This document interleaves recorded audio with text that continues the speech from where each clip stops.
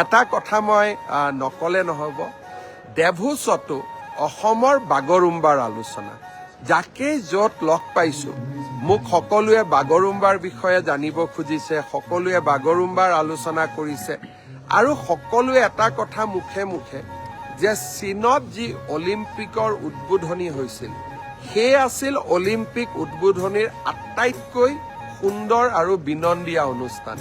সকলোৱে এতিয়া কৈ আছে যে বাগৰুম্বা অনুষ্ঠানে চীনৰ অলিম্পিক উদ্বোধনী অনুষ্ঠানকো পিছ পেলালে।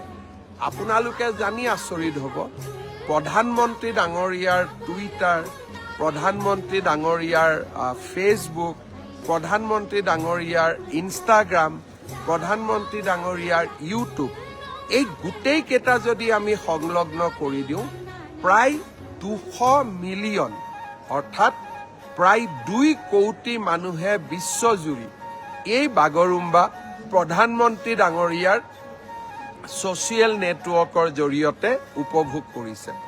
আৰু ডেভছতো মই যাকেই লগ পাইছোঁ সকলোৱে মোক বাগৰুম্বা নৃত্যৰ বিষয়ে কথা সুধিছে, বড়ো আৰু অসমৰ সংস্কৃতিৰ বিষয়ে আলোচনা কৰিছে।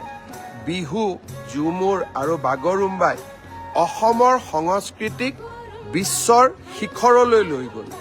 ইয়াক আমি আৰু বেছি জনপ্ৰিয় কৰিব লাগিব।